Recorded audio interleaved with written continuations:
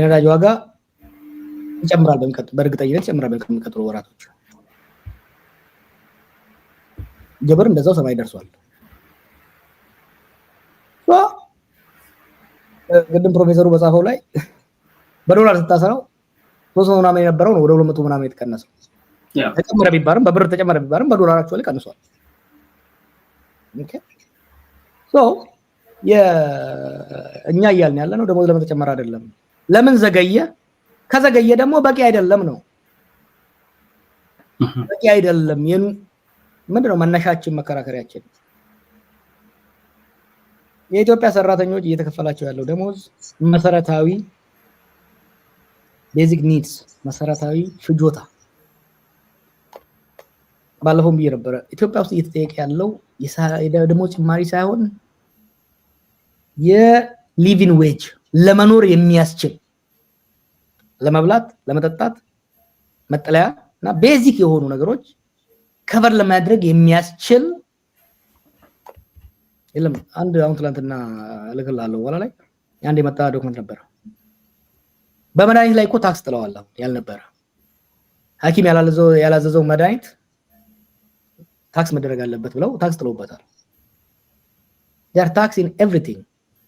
እነሱ የሚያደርጉት ታክስ እና መንግስት የሚያደርገው ታክስ እና የዋጋ ጭማሪ ለመታወቂያ ህዝቡ እኮ የማይዘረፍበት መንገድ የለም።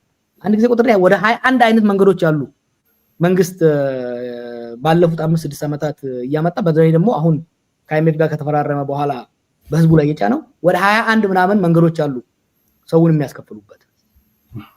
እንግዲህ ኦፊሻሊ በሙስና በምን የሚያስከፍሉበት ደግሞ ሌላ አለ። በግል የመንግስት ባለስልጣናት በግል የሚያስከፍሉ ብቻ ሳይሆን መንግስት ኦፊሻሊ የሚያስከፍላቸው አሉ። እኛ እያልን ያለ ነው አንደኛ ዘግይቷል፣ ሁለተኛ በቂ አይደለም ነው። አጀንዳ ተፋቸው ለሚለው ጥሩ ነበር እንደዛ ቢሆን። ጎሉ ላይ ኳሷን እያንቦጫረቋት ስንለጋባቸው ያለቃቅሳሉ። አስቀድመው አስበውበት ምን አይነት ኢሹዎች ናቸው? what is politics? ፖለቲካ ማለት ምን አይነት ማህበራዊ፣ ኢኮኖሚያዊ፣ ፖለቲካዊ፣ ኢንቫይሮንመንታዊ ጉዳዮች ናቸው? ኢመርጅ ኔክስት የሚቀጥለው ወር 2 ወር ከእንግዲህ 3 ወር ከእንግዲህ የዛሬ ዓመት የዛሬ 3 ዓመት ምንድናቸው? ኮንቴስትድ የሆኑ በህዝብ ውስጥ አንገብጋቢ ሆነው ሊወጡ የሚችሉ ጉዳዮች ምንድናቸው ብለን ማጥናት መቻል አለብን። ፕሮጀክት ማድረግ መቻል አለብን። that's what we do። መንግስት ስልጣን ላይ ያሉ ሰዎች ባላቸው የፋይናንሻል እና የተቋም ብቃት ይሄንን እንኳን ማጥናት አልቻሉም። ምክንያቱም አብይ ሀገራዊ ተቋምን አፈረሰና የግለሰብ መጫወቻ አደረገው። ብቃትም እውቀትም የሌለው ግለሰብ ሆነ። በነገራችን ላይ አካባቢ ያሉ እኮ ብቃት ያላቸው ሰዎች አሁን ያነሳቸው ሰዎች ኤክስፒሪየንስ አውቃቸዋለሁ። እኔ በኢህአዴግ ጊዜ እኮ ታግያቸዋለሁ ብዙዎቹን። በኢህአዴግ ጊዜ የነበሩትን ሰዎች እስከ 1000 የሚሆኑት የመከላከያና የሲቪል አመራሮች ፖርትፎሊዮአቸውን በደንብ ነው ያጠናሁት። አይኖ ኬፓብል የሆኑ ሰዎች አሉ በየፊልዱ አሉ። የነኝን ሰዎች ዕውቀትና ልምድ እንኳን መጠቀም አልቻለም። ዝም ብሎ በታየው ብቻ እየሄደ ሀገርን አደቀቀ። አሁንም በደመ ነፍስ በቃ ኢንተለጀንስ ደረሰው። እንዴት እንደደረሰው ሌላ ጊዜ እነግርሃለሁ። በቃ መስከረም ላይ ሊፈነዳ ነው ሲባል ጊዜ በግርግር ደሞዝ ጨምር ብሎ አይደረግም። የዛሬ ወር ደሞዝ ጨምራለን አይባልም። ነዳጅ ለምሳሌ እንዳላስረዘመብ ነዳጅ ይጠፋል ስለጥፍ ነበር ባለው። ነዳጅ ለምን እንደሚጠፋ ታውቃለህ? እያንዳንዱ ሚኒስቴርና ሚኒስቴር ዴታ ወይ ኮሚሽነር ምናምን ስፖንሰር የሚያደርገው ነዳጅ አከፋፋይ አለ። የሚያመጣም ከላይ ያሉ ሚኒስቴሮች ኢምፖርት የሚያደርጉትን ስፖንሰር ያደርጓቸዋል። ከታች በከተማ በምናምን ያሉት ደግሞ ማዳ ያላቸው ሰዎች ስፖንሰር ያደርጋሉ። ፓርትነርሺፕ ነው፣ ትርፍ የጋራ ነው። ወዱ ዘይዱ ልክ የማክሮ ኢኮኖሚክ ቲሙ ቁጭ ብሎ የሚቀጥሉ ላይ የነዳጅ ድጎማ የነዳጅ ዋጋን ለመለወጥ ለመጨመር ሲነጋገር ገና ስብሰባ ሳያልቅ ለአከፋፋዩ ይነገራል። በውጣ ውረድ እስከታች ይደርሳል። ማዳያዎቹን አጥረግልጎ የነበረው ነዳጅ ኦል ኦፍ ሰደን ይጠፋል። ማን ሞኝ አለ ነገ 10 ብር የሚጨምር በሊትር 10 ብር የሚጨምር ነዳጅ ዛሬ በ100 ብር ከ10 ብር በታች ቀንሶ የሚሸጥ the system is compromised በህዋት ጊዜ ስቴት ካፕቸር ነበር ኤሊት ግሩፕ በተወሰኑ ሰዎች ስቴት ካፕቸር ነበር በፓርቲ ስቴት ካፕቸር ነበር አሁን ምንድነው የማፊያ አይነት ስቴት ሆነ the state has become a criminal enterprise የኤክስቶርሽን እና የኮረፕሽን ኦፊሻል ኮረፕሽን መካኒዝም ነው አንድ ባለፈው ነው ማከላከያ ኮሚቴ ላይ አንድ የቀረበ ነገር ነበር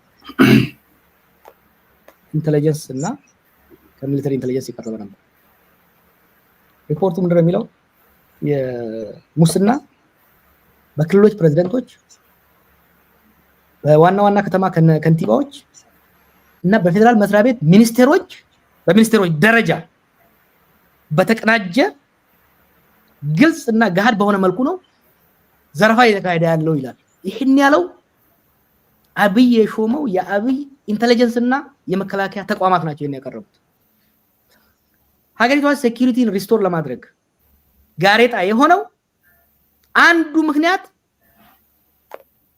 ሙስና ከመንሰራፋቱ የተነሳ የመንግስት አገልግሎት የግለሰቦች ገንዘብ መበዝበያ መዋቅር ሆኗል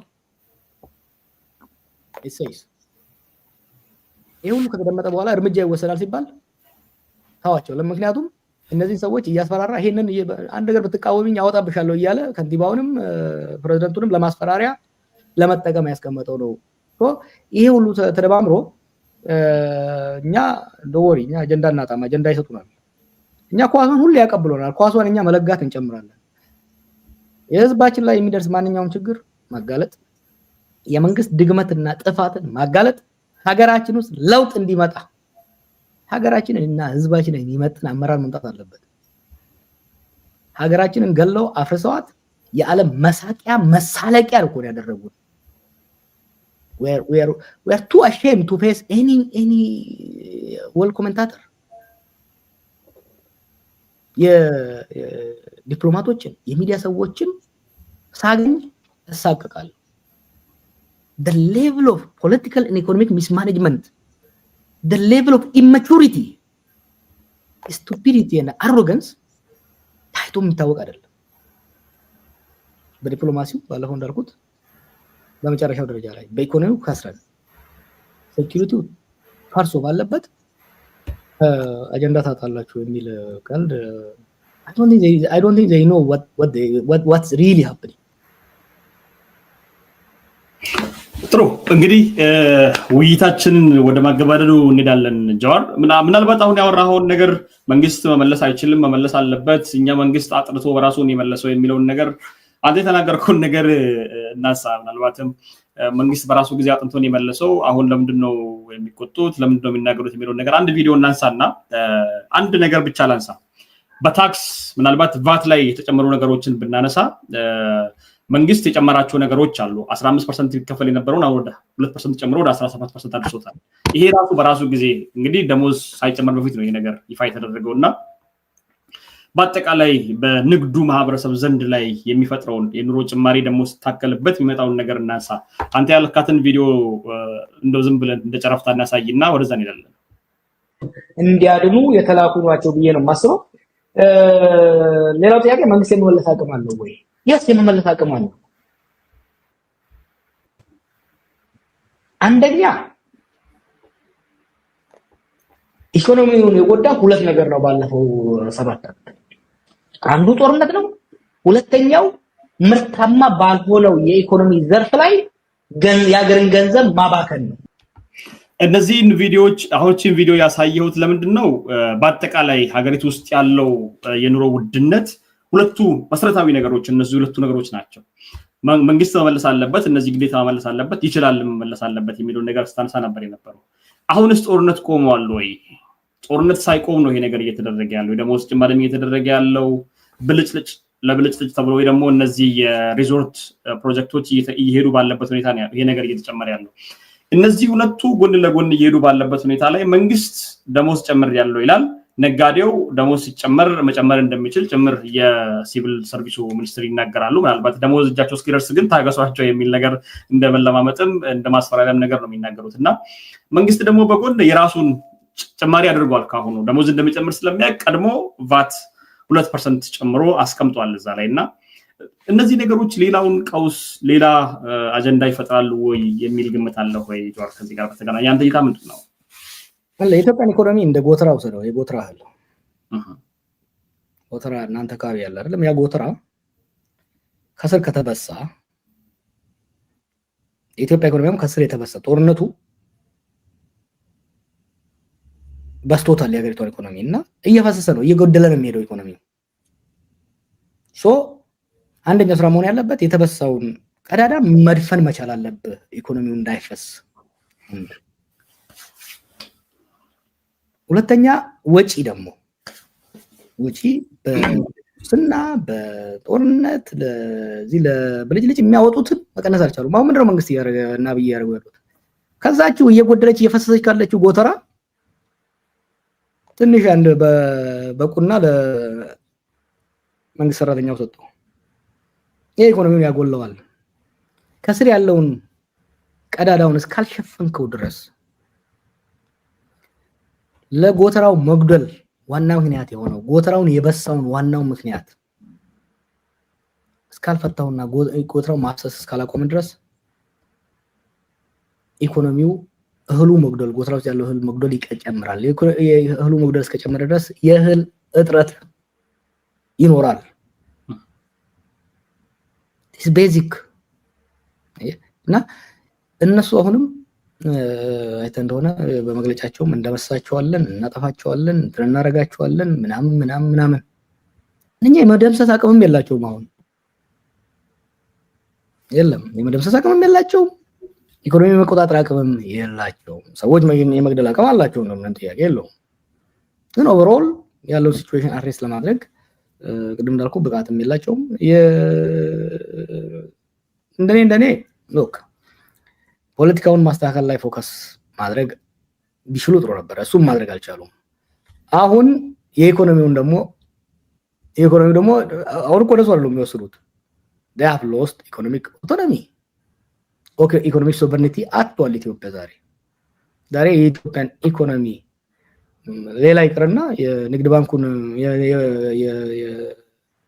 ብሔራዊ ባንክ እኮ እኛን ሹምላችሁ እያሏቸው ነው ያሉት። እንቢ ብለዋል፣ ግን የግድ ያስገድዷቸዋል።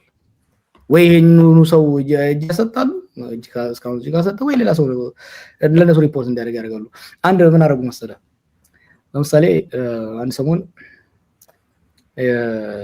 የባንኮች ይለጥፋሉ፣ ዛሬ ዶላር በዚህ እንሸጣለን በዚህ እንገዛለን። እየተደወለላቸው ነው የሚነገራቸው፣ በዚህ ሽጡ በዚህ ግዙ። ውድ በሆነ መልኩ ዋጋቸው ይቀራረብ ነበር። በተጨማሪ ግን ባንክ ሄዶ በዛ የሚገዛ ሰው አልነበረም። ባንክ የሰርቪስ የኮሚሽን ምናምን ተብሎ ከብላክ ማርኬቱ እኩል ነው የምትገዛው ለኤልሲም ለሌላም ጉዳይ። እነሱ አይኤምኤፍን የሚሸውዱ ወይም ወርልድ ባንክን የሚሸውዱ መስሏቸዋል። ደረሱባቸው፣ ወጥረው ያዟቸው። that's why they will አሁን በቅርቡ የብር ዋጋ እንዲነር ያደርጉታል። ግዴታ ነው የሚሆንባቸው። ያ ደግሞ የገበሬውንም ሆነ የነጋዴው ላይ እየደረሰው ያለው ነገር በጣም ያንገበግበኛል። በከተማ ያለው ማህበረሰባችን 15-20% ከሆነ ይሄን በከተማ ያለው ማህበረሰብ 70-80%ን የሚደጉመው ይሄ መካከለኛና አነስተኛ ነጋዴ ነው። ሱቆች ያለው ትንሽ ፋብሪካዎች ያለው ንግሮችን ይሄ በየቀኑ እያገላበጠ የሚሰራው ሰው ነው። ሸምሱ ሱቅ ካለው በራሱ ላይ ሚስቱና አምስት ልጆቹ ወይ ደግሞ ዘመድ መጥቶ አጠገቡ ይኖራል። household of 5-10% ነው ይሄ ሰው ሰብሲዳይዝ የሚያደርገው። እነዚህን ሰዎች ማምሰን ፓፕስ ሾፕ የሚያደርጉ ሰዎች መደጎም ነበረባቸው። ከመደጎም ይልቅ ግን እነሱ ላይ ምክንያቱም እነሱ they are too small ባለስልጣናቱንም ጉቦ አድርገው ምናምን አድርገው ዳና ነገር ላለማግኘት አይችሉም።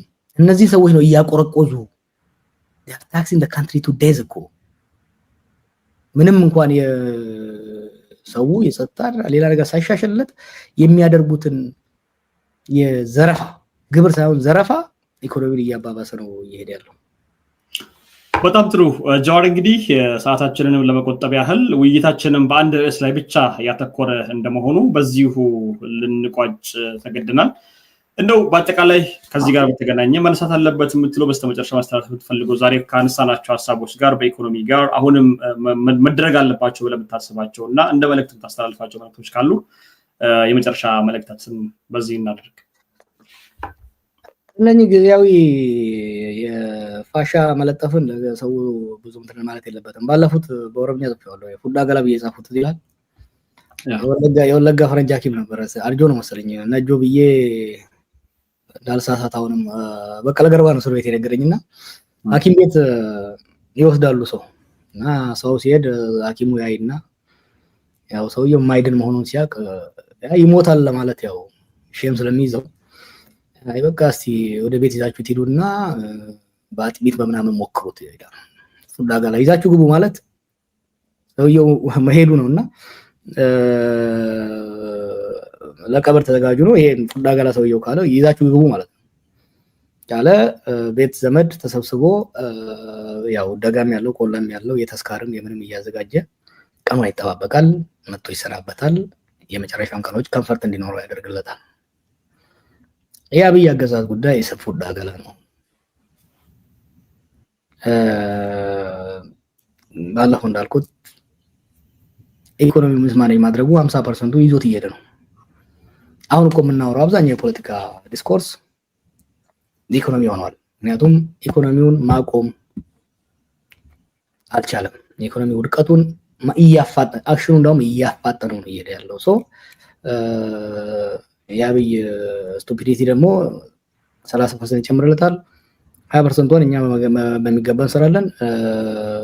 ህዝባችንም ሆነ የፖለቲካ አመራሩ ለይካኑ ከዛ በኋላ የሚመጣውን ነገር አሁን ያለ ነገር እንዳይባባስ ሀገራችንን ይሄ ሰውዬ ይዟት እንዳይጠፋ ይዟት እንዳይወድቅ የዚህ ጄኔሬሽን የኔ ጄኔሬሽን ትልቁ ኃላፊነት ኢትዮጵያን ዲሞክራታይዝ ማድረግ ሌላውን ለሚቀጥለው ትውልድ እናወርሳለን። የዚህ ትውልድ ትልቁ ኃላፊነት ይሄ በአንድ ጥቁር አጋጣሚ ሀገራችን ላይ የመጣ ሰው ሀገራችንና ህዝባችንን ይዞ እንዳይከሰከስ ሴፍ በሆነ መልኩ መሸኘት፣ ከዛ በኋላ ተረባርበን ተነጋግረን ተናበን ተቻችለን ሀገራችንን ማዳን፣ ሀገራችንን ካዳን በኋላ ፖለቲካችንን ማከም፣ ኢኮኖሚያችንን ማከም፣ ህዝባችንን ማከም እና ሀገራዊ እርቅ፣ ሀገራዊ ሰላም ፈጥረን ከቻልን ሀገራችንን ወደ ዲሞክራሲያዊ ልማታዊ ስርዓት ማሻገር ካልሆነ ቢያንስ አሁን ያለውን የቁልቁለት ጉዞ ታኮ ማቆም ከቻለና የሚቀጥለው ትውልድ ከኛ አትሊስት ወደ ቁልቁለት እየሄደ ሳይሆን ሽቅብ ለማውጣት የጀመረች ሀገር ማስረከብ ከቻልን እድለኞች ነን። በዛ ላይ እንረባረባለን። መልካም፣ በጣም አመሰግናለሁ አቶ ጃዋር ለጊዜ። እኔም አመሰግናለሁ በጣም።